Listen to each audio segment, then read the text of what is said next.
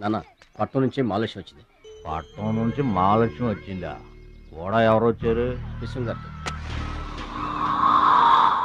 చూడమ్మాయి, నీ ఇష్టమైన చోట చదువుకో, నీ ఇష్టమైన చోట కాపురం చేసుకో, కానీ పెళ్లి మాత్రం ఇక్కడే ఈ ఊళ్ళోనే జరగాలి. ఎందుకంటే మన రెండు కుటుంబాలకి నువ్వు ఒక్కదానివేనే ఆడపిల్లని.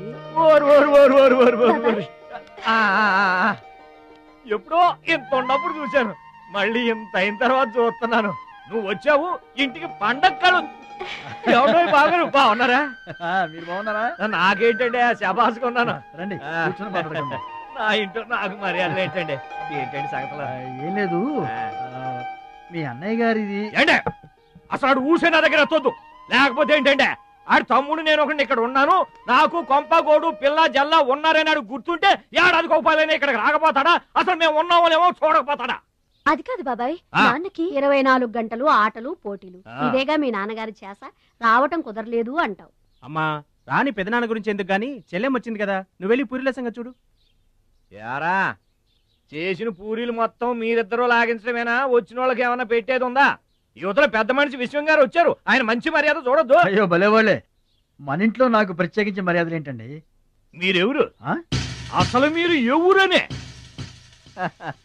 20 ఏళ్ళగా మా అన్నయ్య మీ ఇంట్లో అద్దెకుంటున్నా ఏనాడన్నా మీరు ఆయన అద్దె మనిషిలో చూసారా? ఆయన కూడా అది తన సొంత ఇల్లు లాగానే చూసుకుంటున్నారా?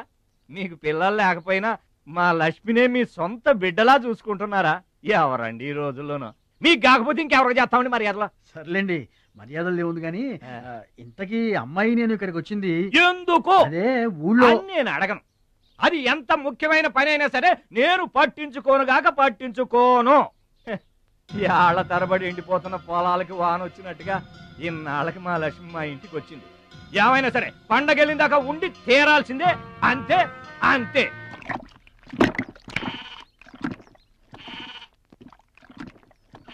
మేక నమ్ముకురమ్మని పంపిస్తే మరిది గారు మళ్ళీ వెనక్కి తెచ్చారెందుకో? కంచాల టైంకి మాత్రం టెన్షన్గా వచ్చి కూర్చుంటాడు. అడగరేంటి బావగారు? అడుగుతా, ఏరా మాట్లాడకుండా పోతామే? అమ్మలేదా? ఎలా అమ్మంటావన్నయ్య? ఇది తల్లి కడుపులోంచి బయటపడుతున్నప్పుడు కింద పడితే ఎక్కడ దెబ్బ తగులుతుందో అని ఈ చేతులతో పట్టుకున్నవాడిని, మళ్ళీ అదే చేతులతో తల్లి నుంచి బిడ్డను వేరు చేసి కసాయివాడికి అమ్మడానికి నాకు మనసు రాలేదన్నయ్య. విన్నారా? వింటున్నా. అక్కడికి ఆయన దొక్కడిదే జాలిగుండే, మనం మాత్రం కసాయోళ్ళం.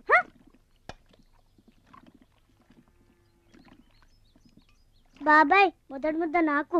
నీకు పెట్టాకే నేను తింటానమ్మా. వాసన ఉంటే చంపేస్తాను. అయినా నీకు పెట్టింది తినకుండా అందరి కంచాల మీద ఎగబడతావే? ఎందుకు వదినా దాన్ని తిడతావు? అన్నం నిజంగానే వాసన వస్తుంది. ముప్పొద్దులో 3 గంగాళాలు వేడన్నాలు వండి మార్చడానికి ఇక్కడ ఎవరు తిరిగ్గా లేరు. అయినా మిగిలిపోయిన అన్నం బయట పారేసుకుంటారా ఏంటి? ఎవరింట తింటలేదు? అలాంటప్పుడు అన్నం మాకు కూడా పెట్టచ్చు వదినా. అక్కడికేమో మీ తమ్ముడి మీద మీకు ప్రేమ ఉన్నట్టు, మాకేమో లేనట్ట. ఉన్నదేదో పెట్టాం, దిగితే ముద్దు మింగమనండి, లేకపోతే వెళ్ళి చేయి కడుక్కోమనండి. ఎందుకేమన్నా తాడిపోసుకుంటావు? మీరు ఇద్దరం చేసే పని వాడు ఒకటే చేస్తాడు. మన నలుగురు తినే తిండి ఒక్కడే తింటాడు.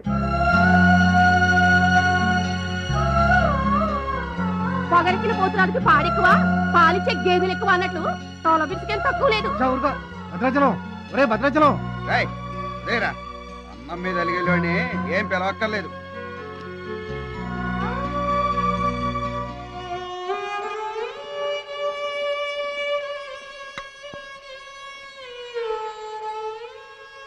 రే రాముడు లక్ష్మణుడు, తేనండి, కొమ్మండి, పచ్చిగడ్డి ఎండిగడ్డి కలిపి కొట్టండి.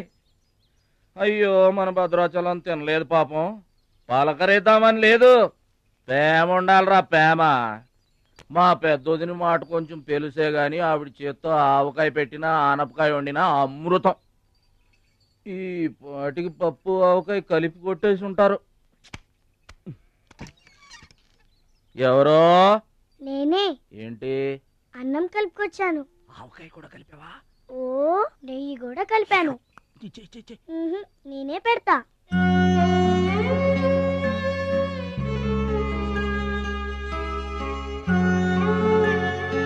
ఏంటి ఏడుస్తున్నావు? మా అమ్మ మాటలు గుర్తుకొచ్చాయా? మా అమ్మ గుర్తుకొచ్చింది. క్రితం జన్మలో నువ్వు మా అమ్మవై ఉంటావు. నాకు తల్లి ప్రేమ తెలియకపోయినా నీలో మా అమ్మను చూసుకుంటున్నాను. అయితే తిను.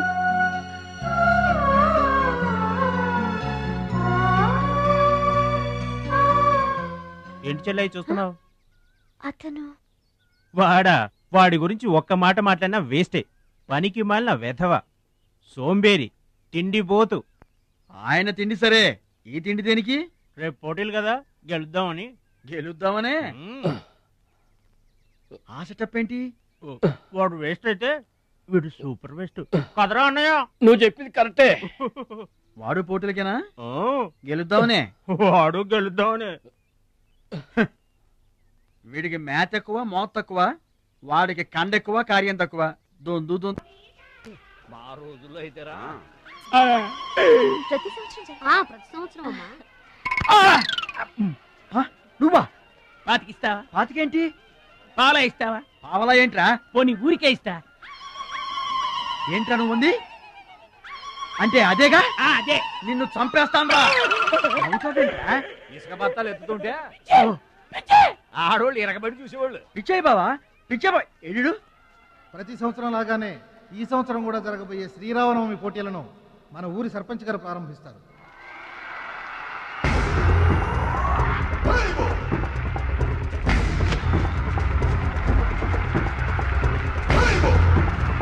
బాబాయ్, ఏంటి తోసుకుంటూ వస్తున్నావు? మా బాబాయ్ గెలడం నేను చూడాలిగా.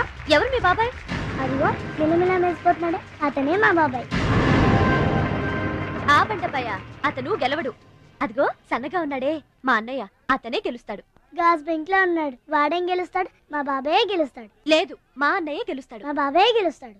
మా అన్నయ్య గెలుస్తాడు. అలాగా? మీ అన్నయ్య గెలుస్తాడా? సరే. ఎక్కడికి? దేవుడికి దండం పెట్టుకోవాలని. ఏమని? ఈసారి మళ్ళీ మీరు పడవెక్కినప్పుడు దానికి చిల్లు పడి మీరందరు గోదావరిలో మునిపోవాలి. అమ్మో, ఇలా కూడా దండం పెట్టుకుంటారా? మీ బాబాయ్ గెలుస్తాడు, కానీ అలాంటి దండాలు పెట్టుకోవద్దు నువ్వు. సరే, మా బాబాయ్ గెలవాలని దండం పెట్టుకో. సరే.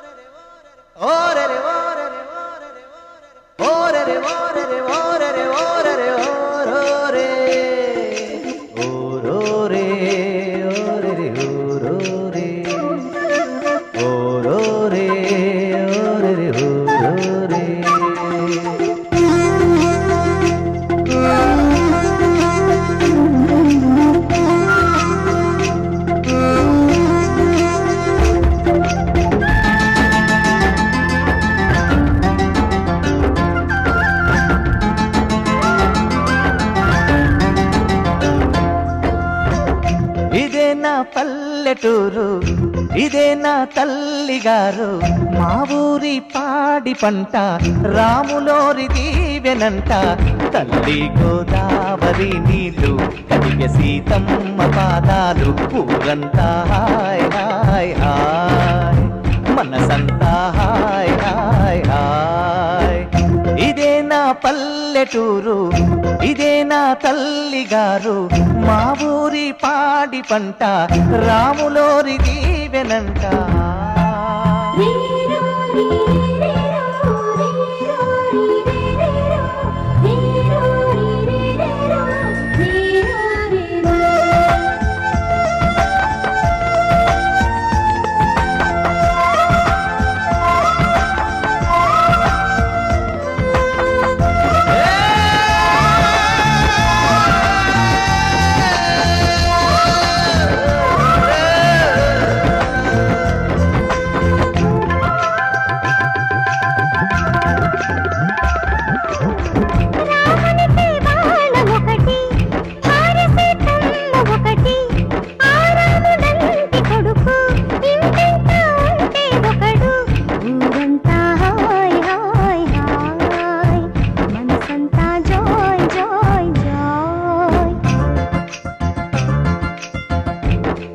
దేవుడే తనకు ఒక ధర్మమే తనది హనుమంతుడే మనకు ఆదర్శమే అయితే ఊరంతా హాయ్ హాయ్ హాయ్ మనసంతా హాయ్ హాయ్ హాయ్ ఇదే నా పల్లెటూరు ఇదే నా తల్లిగారు మా ఊరి పాడి పంట రాములోరి దీవెనంట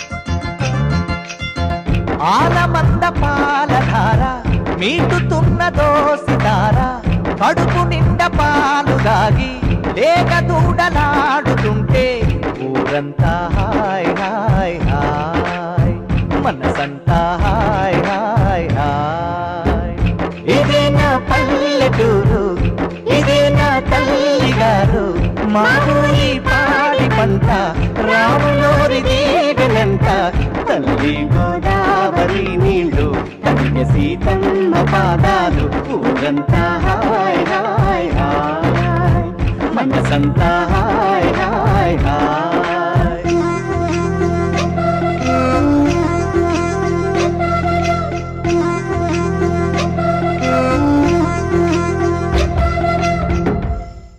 అయితే ఏంటి ఇప్పుడు ఆడి గుండె జబ్బొస్తే నేను డబ్బులు ఇయ్యాలా మీరిచ్చేదే ఉంది బాబాయ్ మా పొలం ఉంది కదా అది అమ్మి ఆహా అమ్మి డబ్బు ఒట్టుకుపోదామని వచ్చావన్నమాట మా తల్లే వాటాలు పంచేయటానికి మీ 5 పూచు పుల్ల కూడా లేదు ఇక్కడ మా అమ్మా నాన్న వాడిని డిగ్రీ దాకా చదివించారు అది గుర్తుంచుకోండి వాడు చదువుకున్నాడు కాబట్టి వాడికి 5 ఎకరాలు పంచారు మీరు చదువుకోలేదు కాబట్టి మీకు 20 ఎకరాలు ఇచ్చారు అయినా ఇవాళ వాడి ప్రాణం మీదకి వచ్చి అవసరమై వాడి పొలం వాడు అమ్ముకుంటానంటే మీరు అభ్యంతరం పెడతారేంటండి అయినా వాడికి చదువు వచ్చింది చదువుకున్నాడు మీకు చదువు రాలేదు చదువుకోలేదు వాళ్ళు రాలిపోతాయి మరో మాట మాట్లాడేవంటే నాకు చదువు రాదు కాదు ఆడి కోసం త్యాగం చేశా అన్నయ్య నువ్వు పలక బల్పం పట్టుకో నేను పలుకు పార పట్టుకుంటానన్న అన్నయ్య నువ్వు బళ్ళోకి వెళ్ళు నేను బర్రెల కాపలాకి వెళ్తానన్న అన్నయ్య నువ్వు లాగు చొక్కా వేసుకో నేను గోసి పెట్టుకుంటానన్న ఇలా ఆడి కోసం త్యాగాలు చేయబట్టి ఆడు చదువుకొని గొప్పడు అయిపోయాడు ఇంకా ఆడి కోసం త్యాగాలు చేసి నా పెళ్ళం పిల్లల రోడ్ల మీద అడుక్కు తినమంటావా చెప్పు చోమహా అలా అంటావేంటి బాబాయ్ 15 ఏళ్లుగా మా పొలం మీరు పండించుకుంటున్నా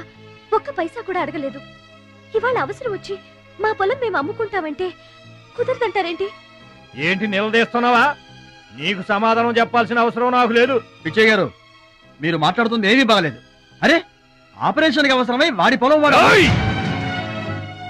పొలం మాట ఎత్తకుండా ఉంటావంటే నేను రాత్రికేడ పడుకొని పొద్దుటే వెళ్ళిపోండి లేదా అక్కర్లేదు మేమే వెళ్ళిపోతాం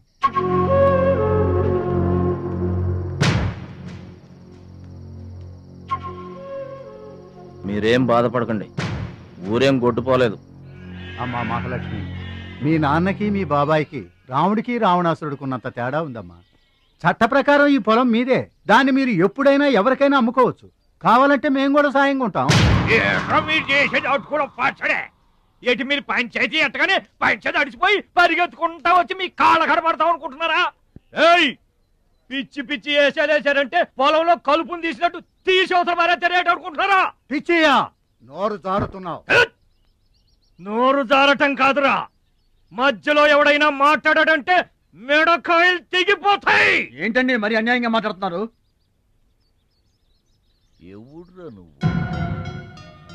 ఎవడ్రా నువ్వు ఇది మాకు సంబంధించిన విషయం మధ్యలో మాట్లాడటానికి ఎవడివిరా నువ్వు మీరు మర్యాద లేకుండా మాట్లాడుతున్నారు మర్యాద ఎక్కువ ఇచ్చాను కాబట్టి ఇంకా ఈ ఊళ్ళో ఉన్నారు మళ్ళీ మర్యాదగా చెబుతున్నాను గోదావరి దాటి అవతలకి వెళ్ళిపోండి లేకపోతే గోదట్టు కలిపేస్తా పిచ్చయ్య గారు మేము ఊరు వచ్చింది పొలం అమ్మి డబ్బు తీసుకెళ్ళడానికి.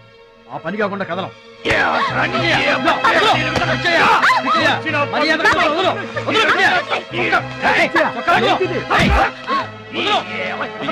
తప్పు చేస్తున్నావు. నువ్వెవరో చెప్పటానికి మనిషిని రా పశువా. నాన్న మీదే చేసుకుంటావరా?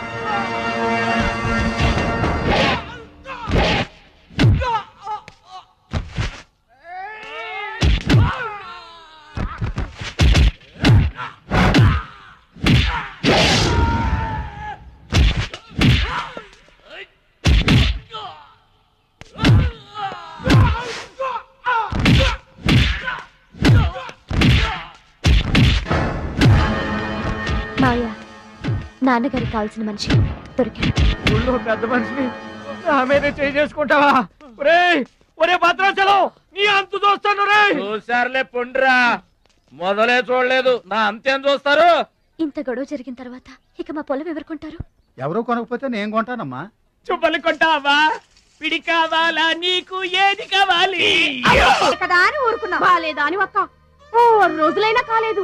ఆవకాయ పచ్చడి పెట్టి పూటకి కిలో పచ్చడి చొప్పున నాకి పారేసి జాడించి తన్నాడు. ఆయన పోన్లే మా అమరిదే కదా అని సరిపెట్టుకున్నాం. పచ్చళ్ళు మింగితే సరిపెట్టుకుంటాం గాని పరువు మింగుతుంటే ఎలా సరి